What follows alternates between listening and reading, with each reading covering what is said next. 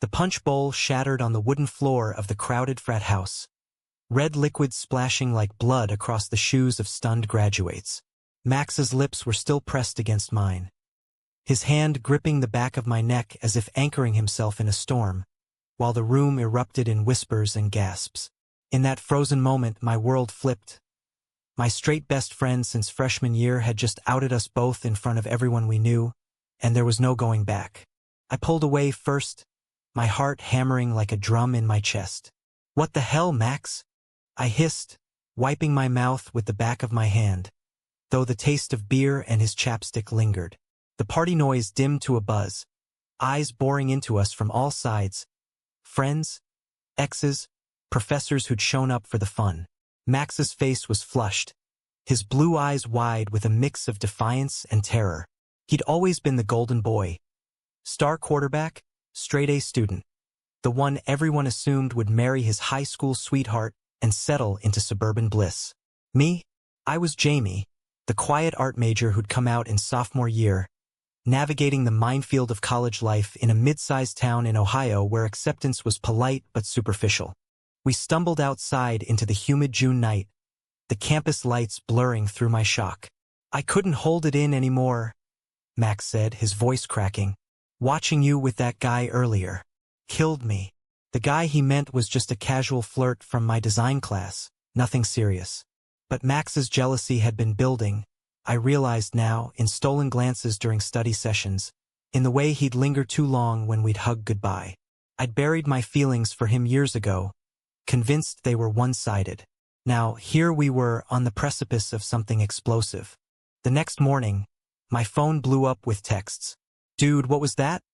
From our roommate. "Are you okay?" From my sister. And worse, a voicemail from my mom. "Jamie, honey, there's a video going around. Call me."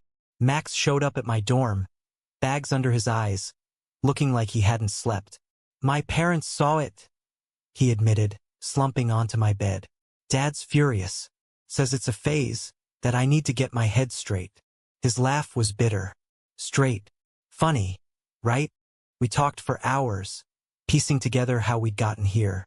It started innocently. Late-night talks about life, him venting about his girlfriend's expectations, me sharing my fears of never finding someone who got me. Somewhere along the way, the lines blurred. A brush of hands during a movie marathon. Him crashing on my couch after parties. Our legs tangled under blankets. I dismissed it as bromance, but Max confessed he'd been questioning everything since junior year. "I love you, Jamie," he said now, his voice raw. "Not like a friend. More." The weight of it hit me. In a perfect world, this would be the start of our happily ever after. But this was Ohio, 2024. Progressive in patches, but Max's family was old-school conservative, church every Sunday. His dad a local businessman who donated to anti-LGBT causes without batting an eye. My own parents were supportive of me, but they'd worry about the fallout. "What about Sarah?" I asked. His ex, the one he'd broken up with months ago, still hovered in our social circle. Max ran a hand through his messy blonde hair. "I ended it because of you. I couldn't pretend anymore." The confession thrilled and terrified me. We decided to keep it quiet for now, test the waters. But secrets have a way of festering. That night, as we lay on my bed, not touching, just talking, I felt the first crack in my resolve. Was this worth the risk? The potential heartbreak? Days turned into a whirlwind. We stole moments. Walks by the river, where he'd take my hand when no one was looking. His laughter, freer now, lit up my days. But tension simmered. At a post-grad barbecue, his cousin cornered him. "Heard about the kiss. You experimenting or what?" Max brushed it off with a joke, but I saw the strain in his smile. Later, in the car, he gripped the wheel tight. "I hate lying, but if my family finds out for real." They did, inevitably. A week later, Max's phone rang during our first real date. A quiet dinner at a diner outside town. It was his mom, voice hysterical. "Your father saw the video again. He's talking about cutting you off." Max went pale. We drove back in silence, the air thick with unspoken fears. At his parents' house, A stately colonial in the suburbs. The confrontation waited. His dad, Mr. Thompson, stood in the living room like a judge. "This is nonsense, Maxander. You're not that way." The word gay hung unsaid. Toxic. His mom wept on the couch. Max stood tall, but his voice shook. "Dad, it's not a choice. I love Jamie." The room exploded. Accusations flew. I'd corrupted him. It was a college fad. He needed therapy. I sat there, mute, feeling like an intruder in my own story. We left with ultimatums ringing in our ears. End it or lose everything. Tuition for his grad school dreams. Family support. Max's face was ashen as we drove away. "I can't lose them," he whispered. But in his eyes, I saw the war. Family versus self. That night, he chose me, crashing at my place, holding me as if I were his lifeline. But the choice came with a price. Sleepless nights, whispered doubts. Was love enough to bridge this chasm? As summer heated up, so did the pressure. Friends divided. Some cheered us on, others distanced themselves. Sarah confronted me at a coffee shop. "You stole him." Her eyes were red-rimmed. "He was mine." I apologized. But what could I say? Love wasn't theft, but it felt like it in the wreckage.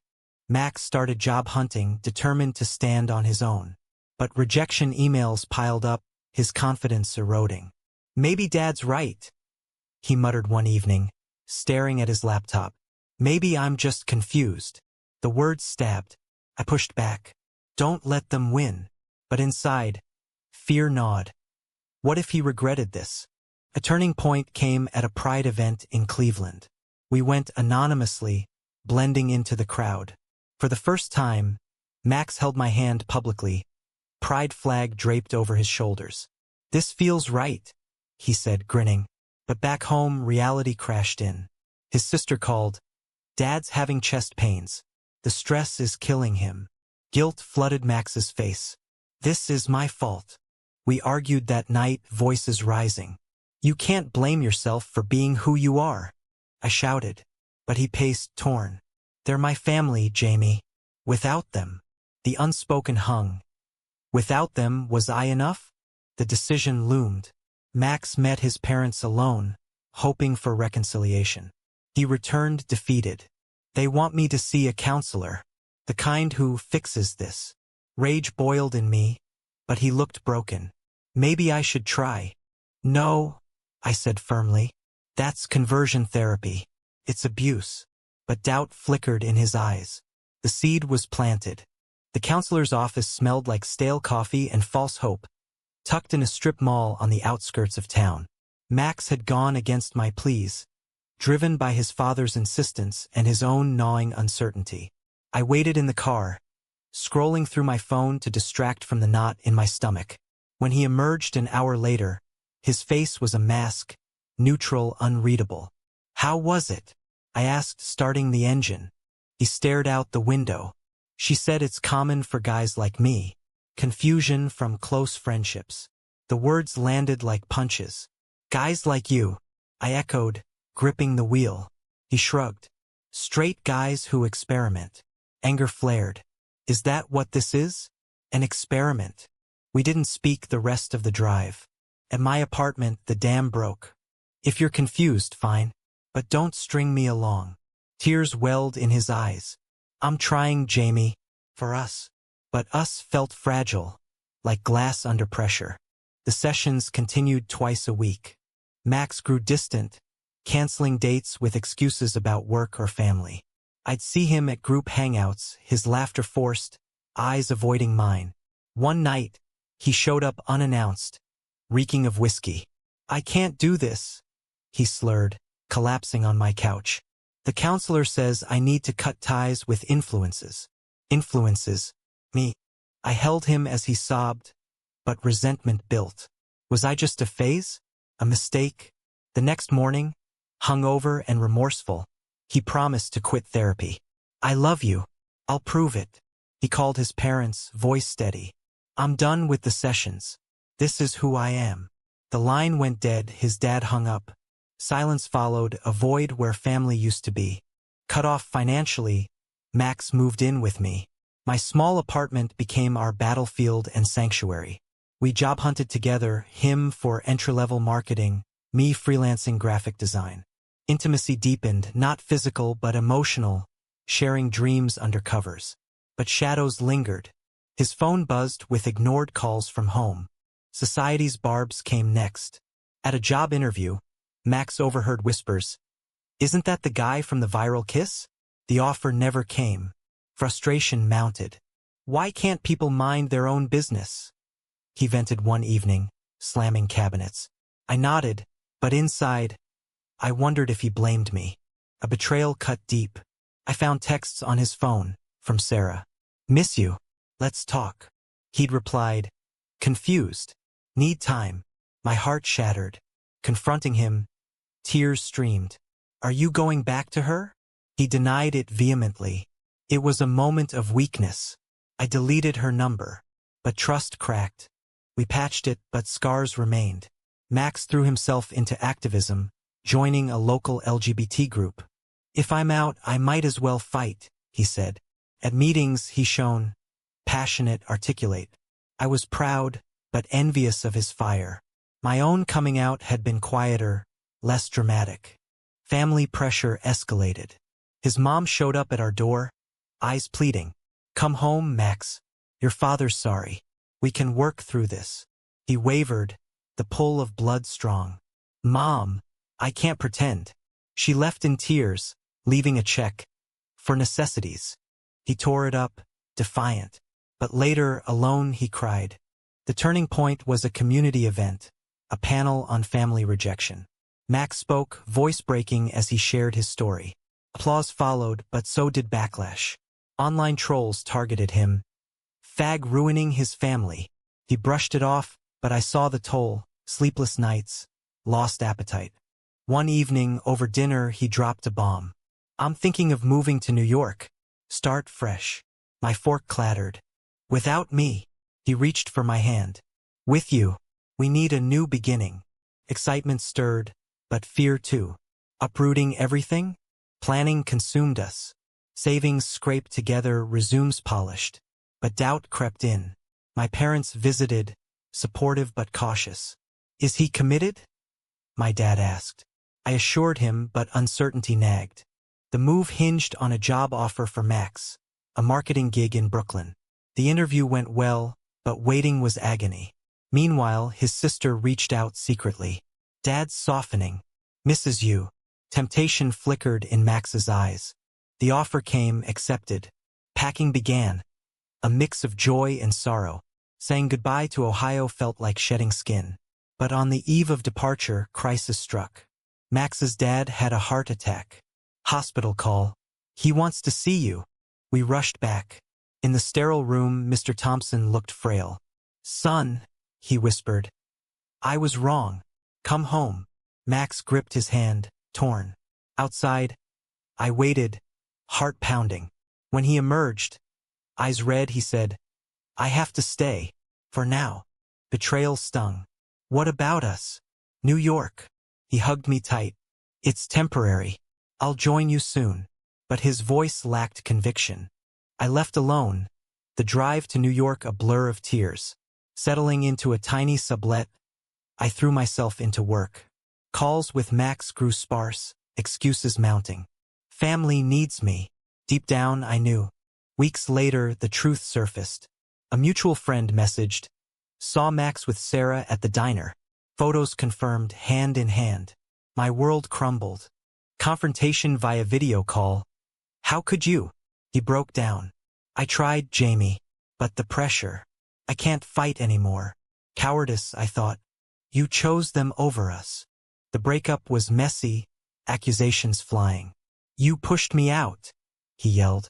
"No, you ran back in," I retorted. Silence followed, a chasm unbridgeable. Alone in the city, I rebuilt new friends, therapy, art that channeled pain. But scars lingered, questions haunting. Was our love real, or a rebellion? New York's pulse throbbed around me, a cacophony of sirens and street vendors that drowned out the echoes of Ohio.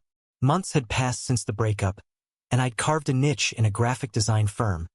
My days filled with deadlines and caffeine, but nights were ghosts. Memories of Max's laugh, his touch, replaying like a broken record. I'd blocked him everywhere, but mutual friends' updates slipped through. He was back with Sarah, playing the straight role, his family intact. One crisp autumn day, a package arrived, no return address.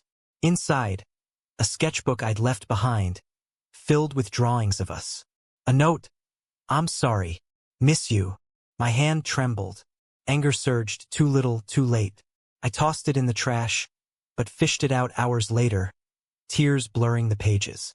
Work became my anchor. A project on LGBT rights posters reignited my passion. At a gallery opening, I met Tyler, confident out, a lawyer fighting discrimination. We clicked over shared stories.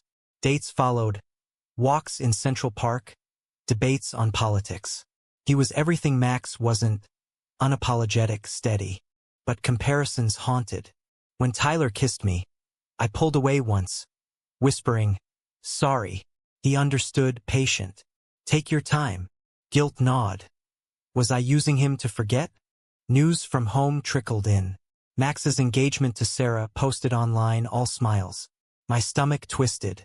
Friends messaged condolences, but I feigned indifference. Inside, rage boiled. How easily he'd reverted. A work trip back to Ohio forced confrontation. At a conference, I ran into his sister. "Jamie's here," she said, hugging me. "Max asks about you." I stiffened. "Tell him I'm fine." But fate intervened.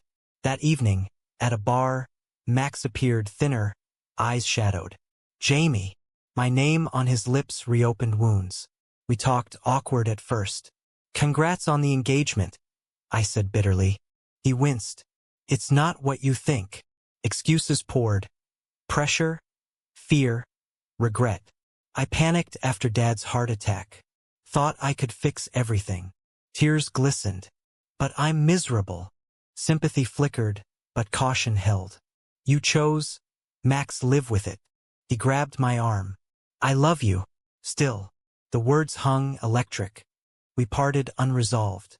Back in New York, turmoil reigned. Tyler noticed. "Old flame." I confessed everything. He listened, then said, "You deserve someone who chooses you first." Max's calls started, persistent, pleading. "Give me another chance." I ignored most, but one night, lonely, I answered, "Why now?" He sighed. Sarah left. Saw through the facade. Selfish, I thought, but vulnerability seeped through. "I'm coming out for real this time. Therapy, the right kind." Skepticism warred with hope. We talked for hours, bridging gaps. He visited New York, tentative steps toward reconciliation. Walks, talks, no promises, but chemistry sparked. Family loomed. His dad, recovering, reached out via Max. "Wants to meet you properly." Suspicious, but Max insisted.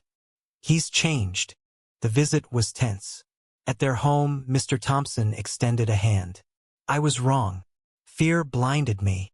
Apologies flowed, tears shed. His mom hugged me. Acceptance felt surreal, but doubts persisted. Back in New York, Max moved in temporarily. Bliss returned, but cracks showed. At a party, he flinched when a friend teased our past. Still skittish, I asked later. He admitted, "Society's judgment. It's everywhere." Debates ensued. Was he ready? The answer came in a fight over a public kiss. "Not here," he whispered. Hurt, I stormed out. Reconciliation followed, but patterns repeated. Max's job in the city faltered. Bias, he claimed. Frustration mounted. Maybe Ohio was easier. The blow came via email. A job offer back home. "I have to take it," he said. "For stability." Betrayal again. "And us? I'll commute. We'll make it work." But I saw the retreat. Arguments escalated. "You're running again," I accused. He countered, "You're pushing too hard." The breakup was mutual, painful. "I can't be what you need," he said, packing. Alone again, reflection hit. Had I idealized him? Ignored red flags? Months later, at a Pride march, I marched with Tyler, now official. Strength grew from scars. But Max's shadow lingered. A final message: I'm happy for you. Sorry for everything. Closure? Perhaps. The march's energy surged through me, flags waving like promises in the wind. Tyler's hand in mine felt solid, a contrast to Max's tentative grasps. We'd been together 6 months now, building something real. No secrets, no ultimatums. Yet Max's message lingered, a ghost in my inbox. I deleted it, focusing on the present. Work thrived. My designs for an LGBT campaign went viral, earning acclaim. Interviews followed. How did personal experience shape this? I shared selectively, heartbreak as fuel for art. But privately, therapy unpacked layers. Codependency, the allure of forbidden love. News from Ohio, Max single again, advocating locally. Friends said he'd changed, outspoken against conversion therapy. Pride mixed with pain, my influence? A family wedding pulled me back. My cousin's nuptials in Cleveland, neutral ground. Max was invited, mutual ties binding us. At the reception, our eyes met across the dance floor. He approached, suit sharp, smile wary. You look good. Small talk evolved to depth. I'm proud of your work, he said. Inspired me. Flattery? We're genuine. We danced, platonic but charged. Miss this, he murmured. Warning bells rang. Tyler was home, trusting. Post-wedding, Max texted, coffee. I agreed, curiosity winning. At the cafe, truth spilled. I was a coward. Hurt you to protect myself. Regret etched his face. Therapy helped. EMB, think. But you were my first real love. Validation, but too late. I'm with Tyler now. Happy. He nodded. Deserved. But his eyes pleaded. Back in New York, unease grew. Tyler sensed it. Unfinished business? Honesty? Maybe. A dream haunted. Max choosing me unequivocally. Waking, reality bit. Max visited again. For work. Dinner turned intense. I want to try again. Temptation surged. But memories flashed, betrayals, pain. I refused. We've hurt each other enough. He left. Defeated. Relief washed, mingled with sorrow. Life accelerated. Tyler proposed, simple, in our park. Yes, I said, meaning it. Wedding planning, joy, but Max's ghost hovered. An invite, debated. He attended, gracious. Happy for you. No drama. But post-honeymoon, a call. Max in crisis. Dad's relapsed, health scare. Need advice. Sympathy drew me in. Calls became regular, platonic support. Tyler worried. Boundaries. I assured him, but lines blurred. One call. Max confessed lingering feelings. Ignore it, he added quickly. Alarmed, I distanced. But guilt nagged.